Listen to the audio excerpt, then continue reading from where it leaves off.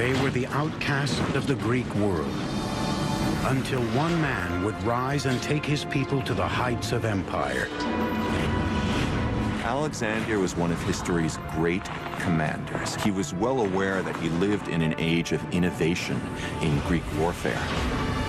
Alexander the Great employed the latest technology to conquer civilizations, transforming the lands from Egypt to India into a new Greek world.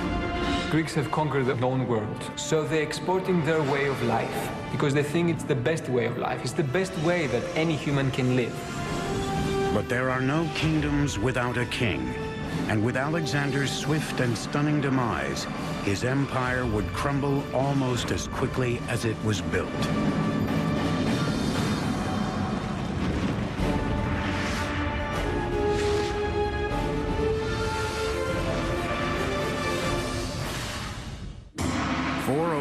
BC, a long and bloody 27-year war has come to an end. Athens, its once dominant navy destroyed, is starved into submission at the hands of its arch-rivals, the Spartans. The Athenian generals commanding the main Athenian fleet made a disastrous mistake that led to a great battle and a terrible defeat for the Athenians at a place called Agos Potamoi. In the decades after Athens' demise, the city-states of Sparta and Thebes would vie for dominance of Greece. But in 359 BC, a 23-year-old from the remote northern Greek region of Macedonia became king, and within 2 decades would change the face of Greece. His name was Philip II. Macedon was a funny Greek state. It was always a bridesmaid and never a bride. It had lots of potential, both in manpower and natural resources, but it had never managed to get its act together.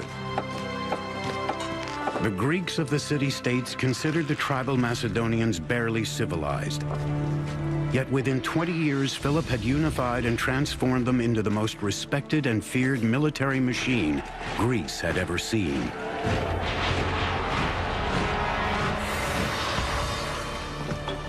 Philip built Macedonia on 2 fronts, diplomacy and strength. He began by creating alliances with the surrounding city-states, while at the same time reinventing the Macedonian army, making soldiering a full-time and highly trained occupation. But the key to his new professional army was a corps of engineers that Philip organized to design and build new instruments and machines of war. An innovation that changed forever how wars would be fought and won.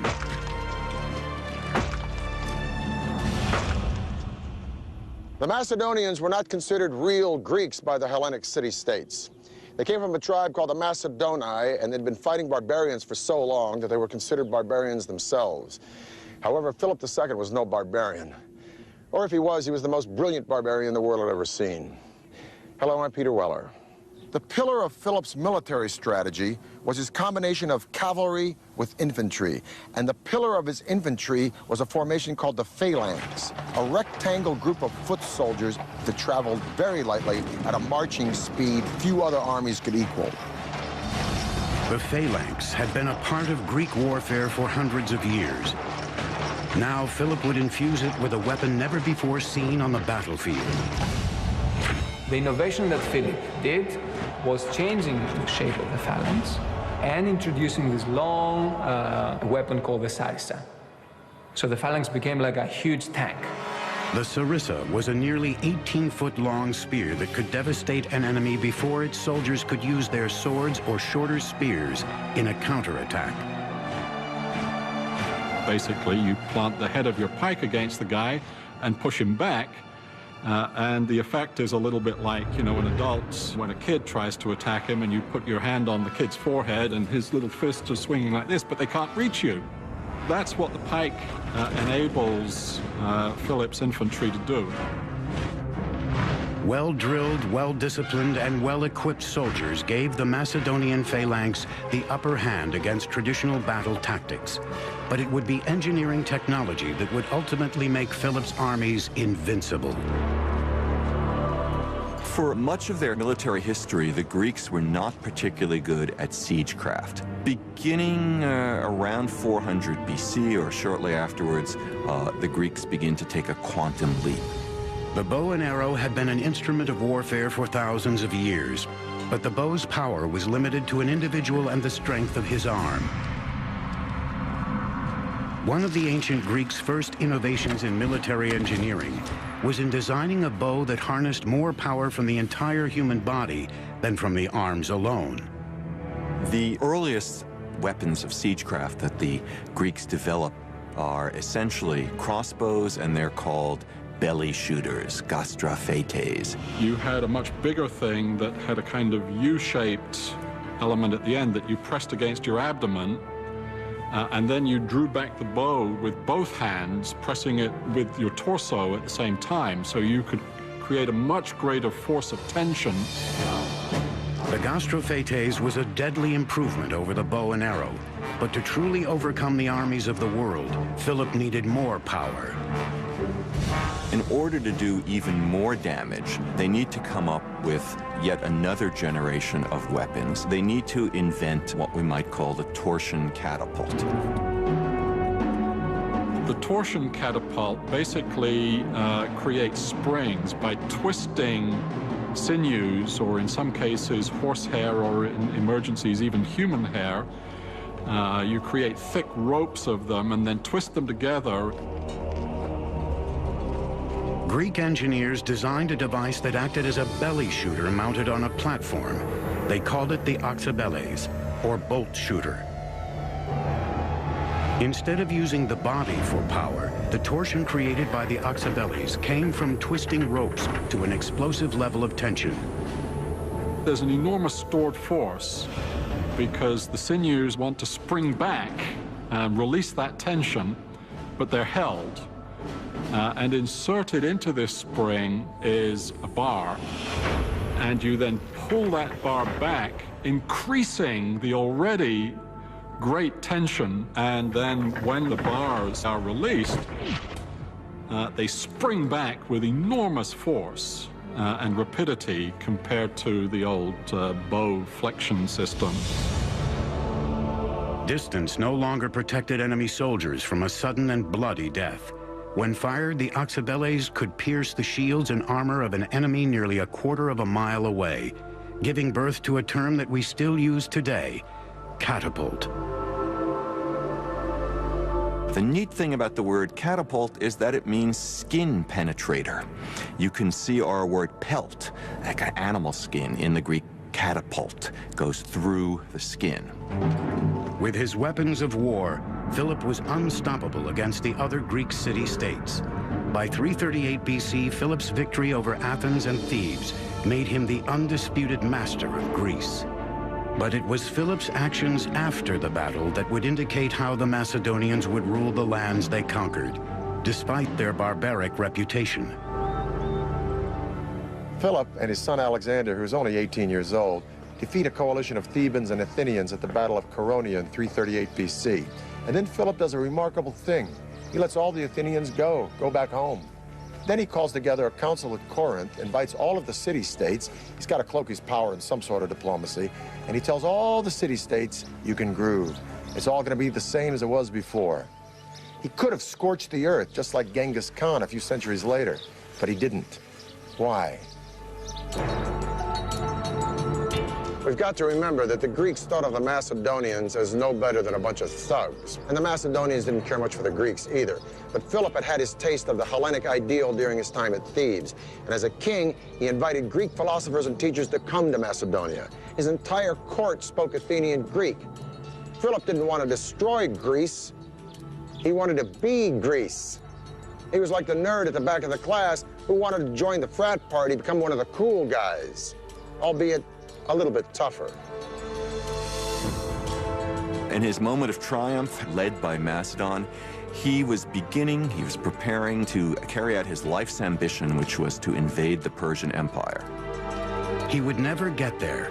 Philip would meet an untimely demise at the hands of the ultimate insider. Just before Philip began his Persian conquest, he held a public celebration. as he marched alone ahead of his entourage to prove he had no one to fear. A bodyguard suddenly rushed forward and plunged a dagger into his chest. The man who had put Greece on the map was dead at 46. Was he a lone assassin, or was there a bigger plot? We can never know for sure, because while the assassin was trying to escape, he was mowed down by Philip's guards. Philip's dream of dominating the Persian Empire would not die with him, but only gather strength with the emergence of his son, a 20-year-old named Alexander. It was Alexander who would use Philip's army, engineers, and technology to far exceed even Philip's wildest ambitions, transforming the world into a Greek one. Marriage was a key component in Philip's diplomatic strategy. Of his 7 wives, only one was a Macedonian. In just 20 years, Philip II had transformed the Macedonians into a mighty army and became the absolute master of Greece. But Philip's assassination in 336 BC cut short his ultimate ambition and self-proclaimed destiny: to invade Greece's age-old enemy, Persia. Philip had conquered Greece. Now it would be up to his son to conquer the world. He was a man who became known throughout history as Alexander the Great. Alexander was one of history's great commanders. He was absolutely brilliant on the battlefield. True enough, he inherits a great military machine, but he has to get the credit for leading this machine at a very young age. Philip had laid the engineering groundwork for conquest. Now it was time for his son to finish the job. In 334 BC, Alexander led his Macedonian army of over 35,000 soldiers into battle against the Persian Empire.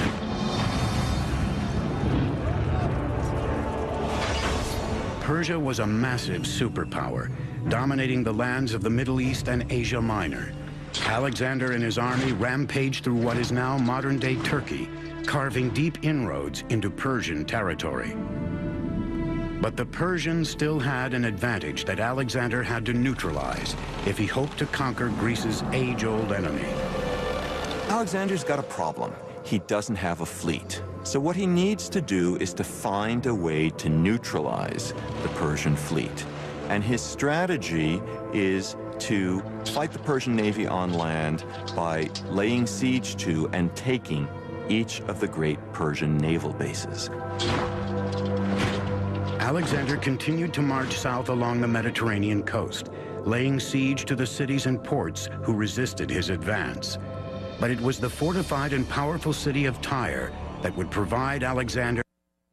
He was an island, a small offshore island. The city actually lay on an offshore island, and that made it relatively impregnable in the eyes of the Tyrians themselves, since they had a great fleet.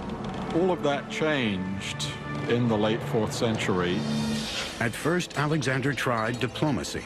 He sent messengers out to the island, urging city leaders to accept a peace treaty. The answer was short and to the point. They killed Alexander's ambassadors and threw their bodies from the top of the walls into the sea. The stakes were high. If Alexander failed to take the city, it would send a message to the world he wasn't invincible. With Tyre protected from his land forces by the sea, it was up to his engineers to bring the battlefield to the city, where Alexander could fight the Tyrians face to face. Tyre would be an island no more. What if the enemy refused to come out and fight you? Alexander realized that he could not allow his military operations to get bogged down in the face of fortifications. And that meant that he needed techniques and weaponry that could attack fortifications. With mammoth walls and a fortified harbor and very little land around the walls, the city of Tyre was long thought to be impregnable. Thus, Alexander resolved to a very, very ambitious approach. He knew he couldn't take the city unless he did damage to the walls. So he had his engineers build a causeway, a bridge from the mainland to the island. Causeway was about half-mile long, 200 feet wide, 20 feet high. When the causeway was within striking distance, Alexander unleashed a hail of terror on the city, and then he deployed the only weapon he knew would end the battle, a siege tower. The towers were a kind of multi-storied armored car that moved forward on wheels. Outside, they were fireproofed with rawhide, covering the entire wooden structure. Inside, a central staircase led to a series of platforms where Oxabeles and other catapults launched missiles onto Tyre's walls. Down below, others used the tower as protection to wield a ground-level battering ram. They'd literally wheel them up to the wall. The men inside would be protected, and they would be shooting arrows at the defenders on the wall and trying to cross over onto the wall and to kill the defenders. Alexander's siege towers pummeled the walls of Tyre for days. Once the fortress had been breached, Alexander went for the jugular. He unleashed a firestorm of reprisal upon the city that had resisted him. The assault itself would really be a terrifying experience for everyone involved. The only way to signal would be through trumpets, so you have to imagine trumpets blaring, a tremendous noise of men attacking, flags blowing in the wind on the battlements of the city that was under attack. I think it would have been an extraordinary scene. Alexander resumed his trek southward through Palestine. His confidence soaring, he now set his sights on the greatest empire the world had ever seen, Egypt. With its soaring pyramids and unrivaled colossal tombs, Egypt was an ancient culture Alexander revered. But there was another more practical reason Alexander coveted Egypt. It was the breadbasket of the Mediterranean, whose wheat fields would be invaluable in feeding Alexander's expanding empire. But unlike Tyre, conquering the Egyptians required no bloodshed. Alexander entered Egypt as a liberator and as a figure of extraordinary powers. The Egyptians not only welcomed Alexander, they made him a god. In 331 BC, they crowned Alexander pharaoh, proclaiming him a son of Ammon, their most important deity. At age 24, Alexander had transcended mortality. One can imagine that someone to whom extraordinary things happened, to whom all doors seemed to open themselves magically, to whom every endeavor was rewarded with victory, would think, well, perhaps I am, in some respect, a god. And I think that Alexander really did think this. He wasn't just pretending. He was trying to find out more about himself. By the late 4th century BC, Greek cities were springing up in the wake of Alexander's marauding army. These cities served as centers of control and administration, but more importantly, they became a means of spreading a unifying fabric of Greek language, culture, and learning. The result would be a template of city engineering that would extend to the farthest regions of Alexander's empire. Alexander ordered that his soldiers be clean-shaven so that enemies couldn't grab their beards in close combat.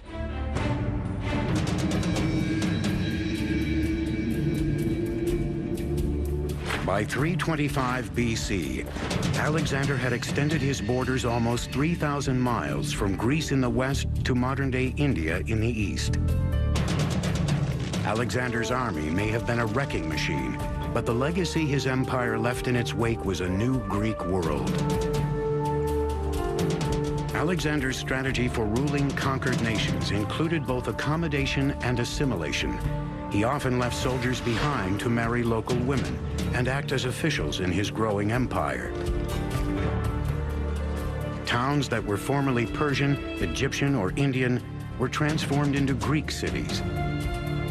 It was an invasion of ideals that formed a hybrid culture that became known as Hellenism.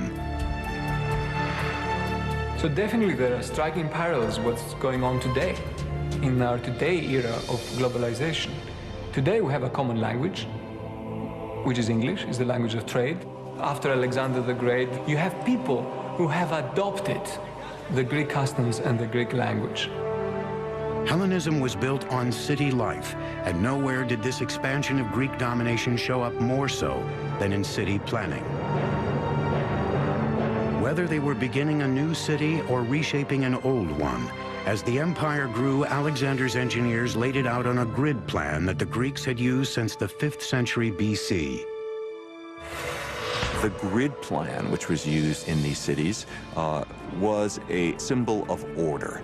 Any government that could replace the traditional winding alleyways of a city with a rectilineal grid plan of streets at right angles was a government to be feared, a government to take notice of.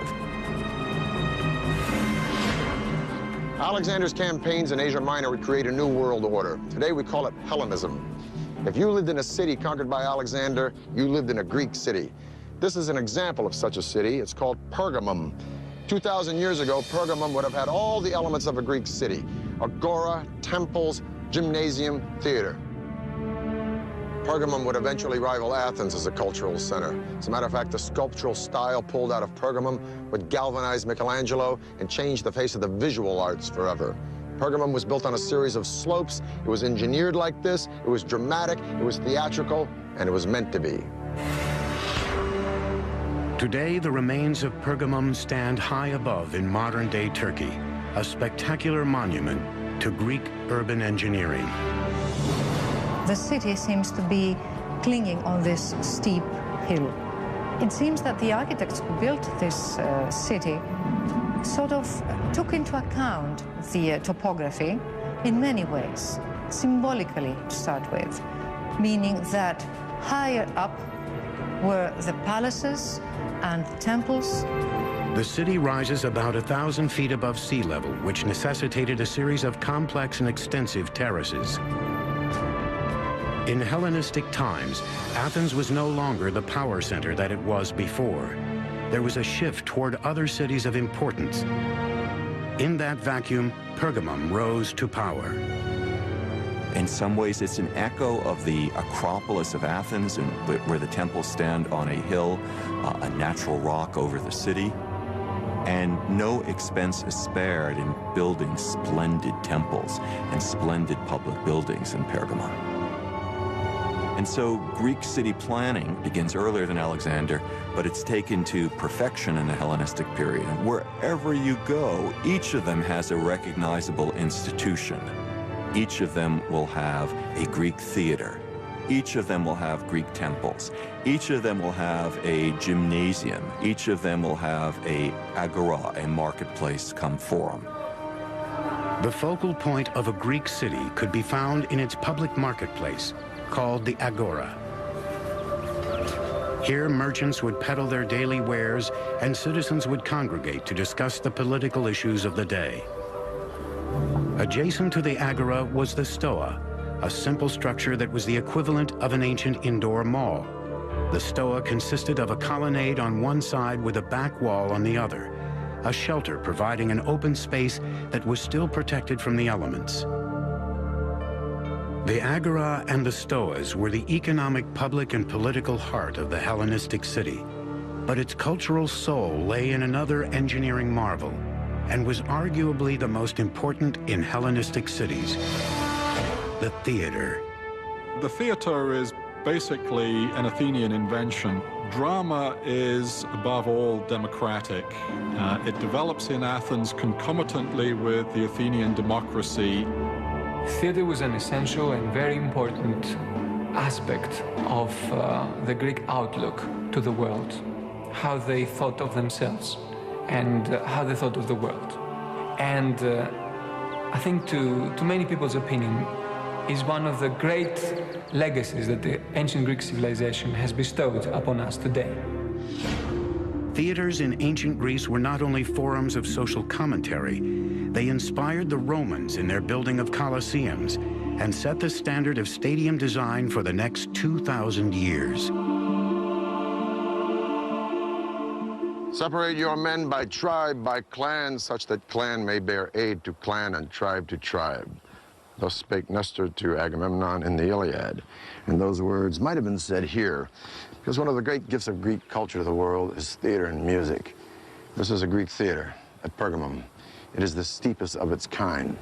Now, a Broadway theater, and I've played in a few, holds between 800 or 900 people and maybe 2,000 if it's a musical house. This theater holds thousands and thousands and thousands of spectators. So how in the heck can an actor stand on that stage and project his voice such as that the spectator in the very last row at the back of this theater can hear what he's saying?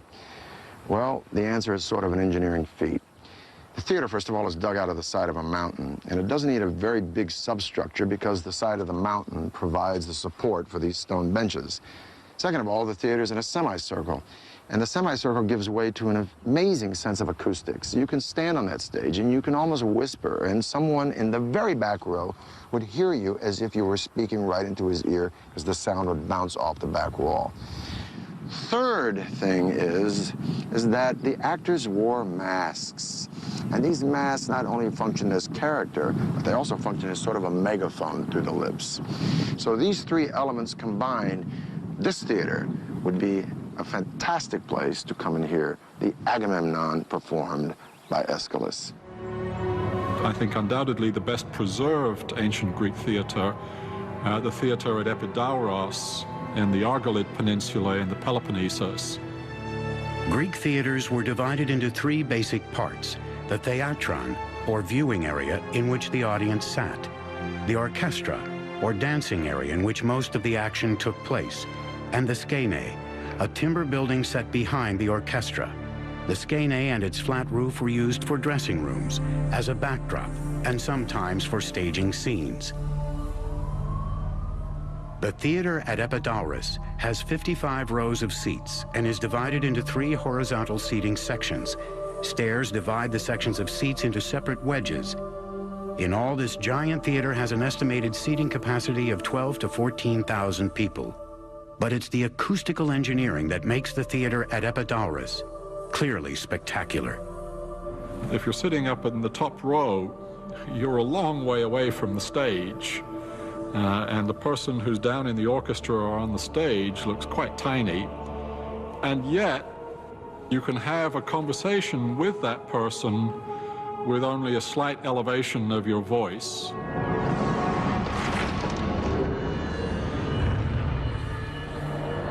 In just 10 years, Alexander had set the stage for Greek culture to dominate the world. But empires and their leaders eventually fall. Alexander was no exception. His untimely end would give rise to kings and kingdoms whose engineering feats would be considered ancient wonders of the world. In 326 BC, Alexander founded the city of Bucephala in honor of his slain horse.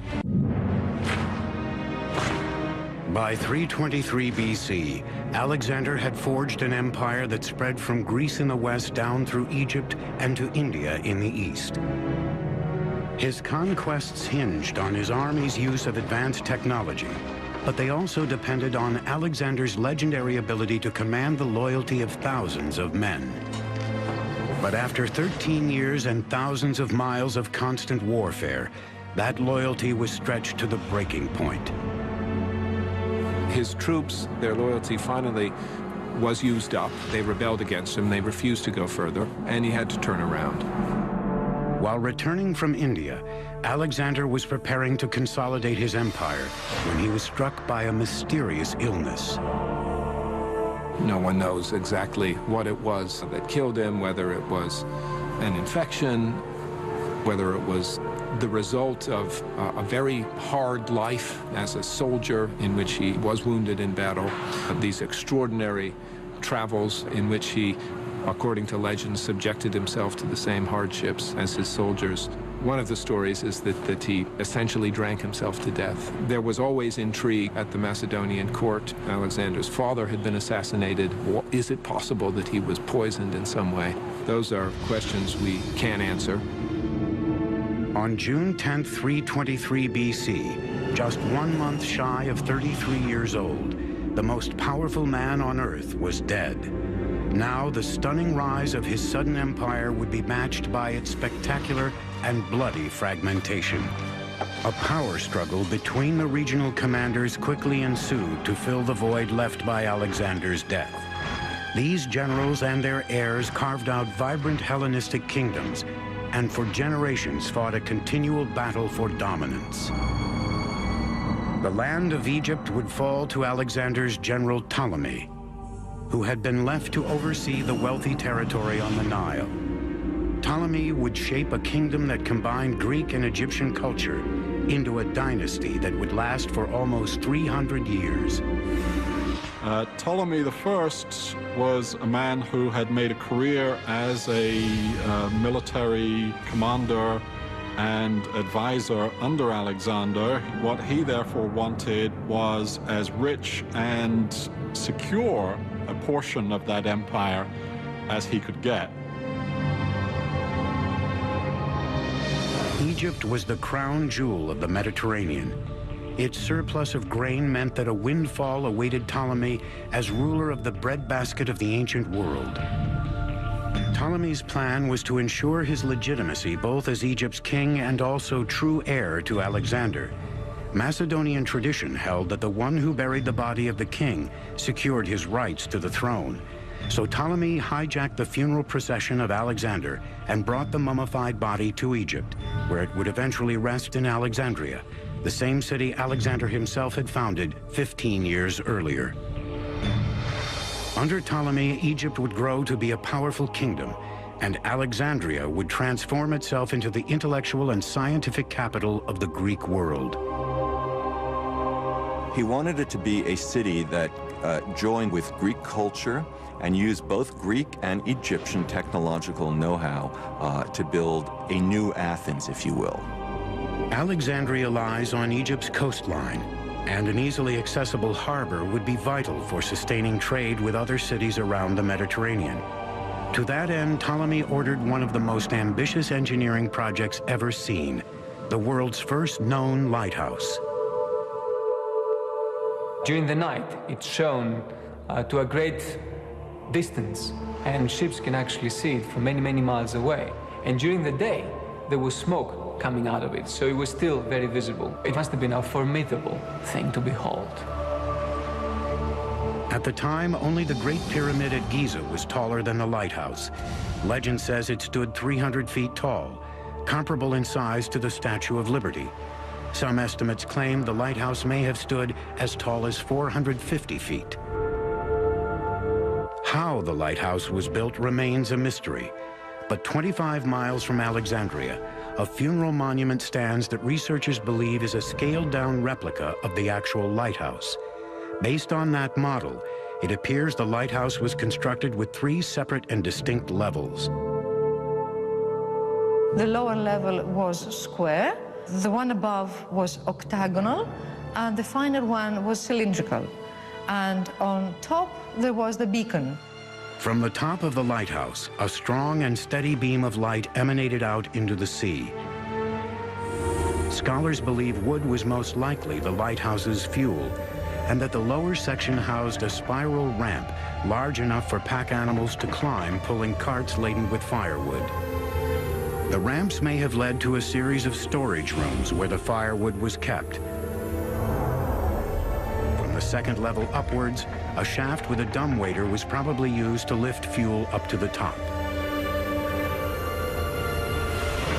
There are stories about mirrors and devices that could amplify the light of this fire so that it could be seen from miles and miles away. But there's no real evidence of such a thing, and there are quite a few scholars who believe that it was just a normal beacon, it was just a big fire and nothing more.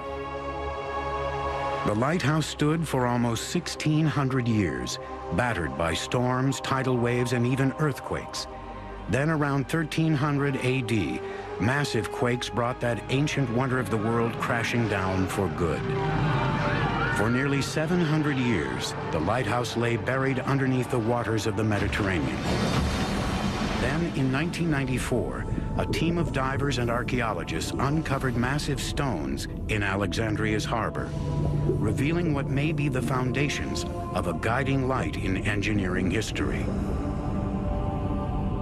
Jean-Yves Empereur, a well-known French archaeologist, started a very, very important series of underwater research. He is finding members, architectural members of the pharaohs, so there might come a day when it may even be restored. Beneath the waves, archaeologists documented pieces of stone that weighed more than 70 tons, including one piece that was believed to be the lintel of the lighthouse's massive doorway. But the lighthouse would not be Ptolemy's only engineering marvel in Alexandria. As the lighthouse rose above the skyline, he launched another building project, one that brought the greatest minds in the world to his cosmopolitan city. It was called the Great Library of Alexandria, a place that claimed to have over 200,000 scrolls dedicated to knowledge and learning. It was here that one engineer would harness the power of steam 1,700 years before the world ever imagined a locomotive. It was in Alexandria during the reign of Ptolemy II that the Hebrew Bible was first translated into Greek. After the death of Alexander and breakup of his empire, one of his generals who had formerly lived his life conquering civilizations now wanted to create one. Ptolemy's infusion of Greek culture into Egypt's wealth and prestige would lay the foundations for a new kind of city, one that would become the greatest and most cosmopolitan in the ancient world, Alexandria. It's the city of the world. And as such, the kings, the Ptolemean kings of the new kingdom of Egypt, created something that's completely new in the known world. It would be the towering fires of Alexandria's lighthouse that guided ships into the harbor. But it was another vision of Ptolemy's that became a beacon for the greatest minds in the world, Alexandria's museum and library. But that does not mean it was for exhibiting something. A museum at that time meant something like a research center. It's a think tank, perhaps the world's first great think tank. And Ptolemy buys great scholars and writers from around the Greek world. And the library is the greatest repository of books in the Greek world. It had a mythical amount of scrolls, something, some say 200,000, some say 700,000. It was at the museum and library where, for the first time in human history, knowledge becomes a commodity to be stored and shared. In fact, some scientific discoveries made in Alexandria over 200 years before Christ wouldn't be accepted until 1,800 years later. Pupils were taught the Earth was round, and one of the great astronomers, Eratosthenes, calculated the circumference of the Earth and was off by less than 1%. So it's perhaps a very interesting story that the Ptolemean kings, whenever a ship will come into Alexandria, the first thing that the captain had to do is had to declare if he had any papyri, any works of philosophers or science on board. They were taken to the library to be copied, but usually they gave the captain back a copy and not the original. Although Ptolemy was a Macedonian Greek, the key to the success of his dynasty in Egypt would be in its willingness to assimilate Egyptian culture.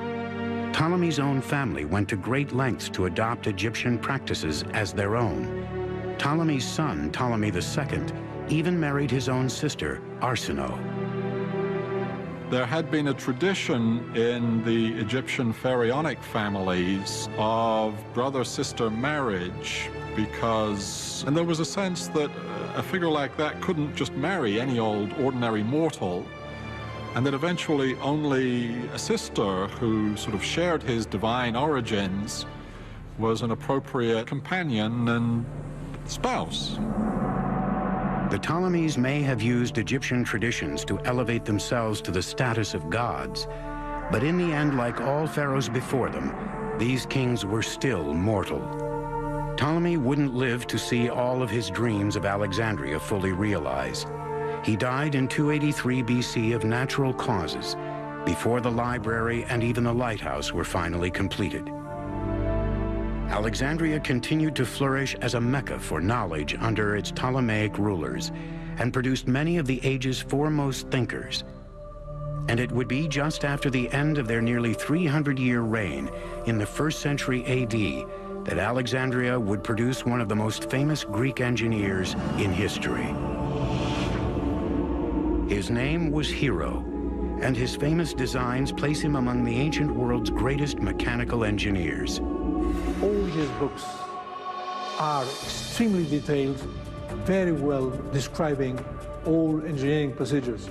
But Hero himself also was good in the sense that he has an inclination in favor of arts. We must remember that in ancient Greek, the word art was meaning also technology. Hero's engineering designs had many practical uses, including ideas for fire extinguishers, odometers, and even automatic doors. But it was Hero's experiments with steam technology that would ignite his imagination. The first working steam engine was built in England around 1700 AD. Over 1,600 years earlier, Hero built the forerunner of the steam engine, called an eolipile. It was a metal sphere put up in such a way so that it could rotate freely, and had 2 tubes applied. When filled with water and heated from below, steam developed and started to turn to put the sphere into motion, thereby turning air into something very useful, something that you could control.